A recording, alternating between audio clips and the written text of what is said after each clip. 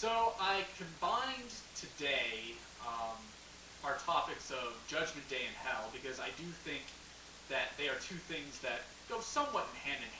I want to start out though by saying that, in my opinion, there are two things that Christians treat as being bigger than we probably should, and we focus maybe a little too much on. The first is Satan, and the second is hell.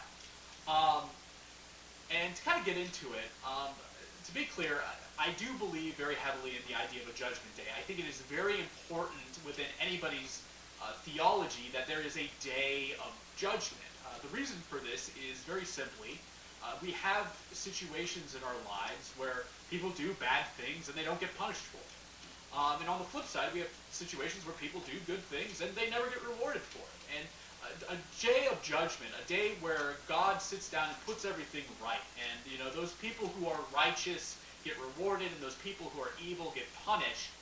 It takes care of that kind of problem that exists within this lifetime that doesn't otherwise get resolved.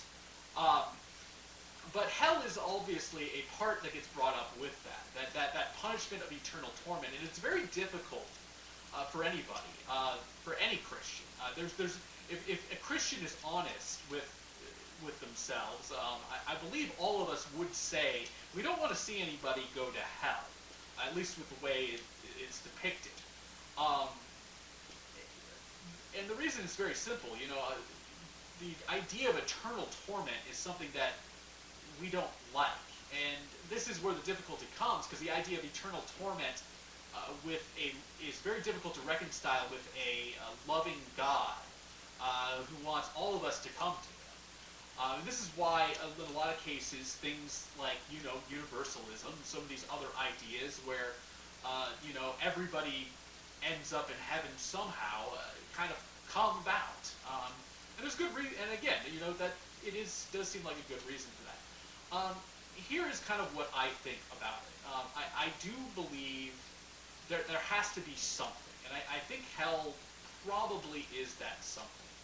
I generally, though, don't focus on it as much because, again, as I've said in previous weeks, in fact last week, I'm not the one in charge of, who goes where, who is considered righteous and who is considered, wicked. That's God's call.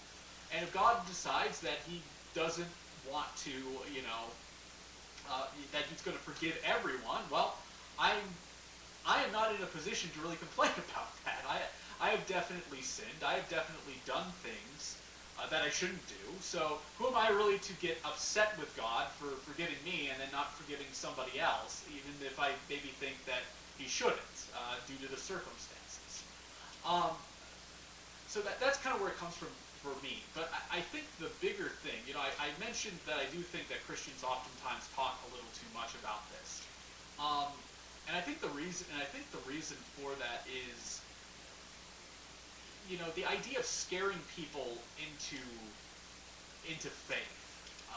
It feels like it's the right kind of tactic to individuals out there. I don't see it that way, obviously, and I think a lot of you probably out there don't see it that way either.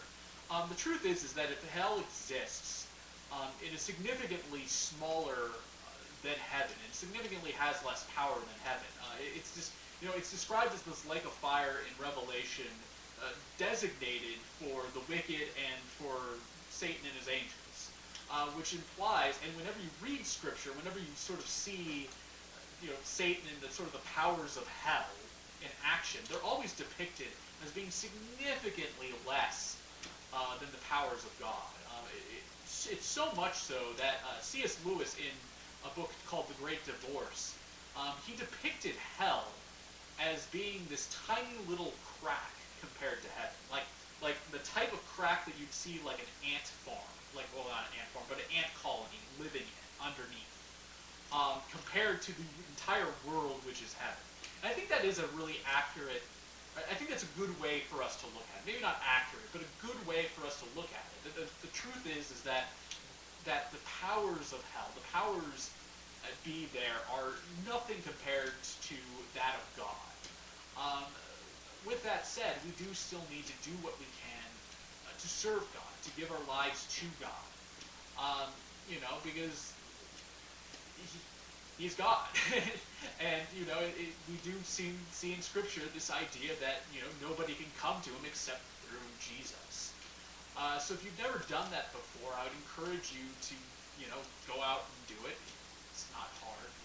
I mean, I'm not going to sit here and really lead in prayer in this case, but it's very simple. You just ask God to forgive you. And there you go. You accept Jesus into your life.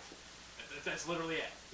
This is why I don't want to. This is why I don't want to do it, because I feel it's very simple. Like, you can just do it. If not, you may have time. You might not. I don't know. I can't predict the future, but I won't judge you any differently, obviously, for that. I mean, it's up to you. If you want to roll that dice, you can. But yeah, that is what I have for you all this week. I hope that you found it helpful. We're going to go into our last song now, and I will see you next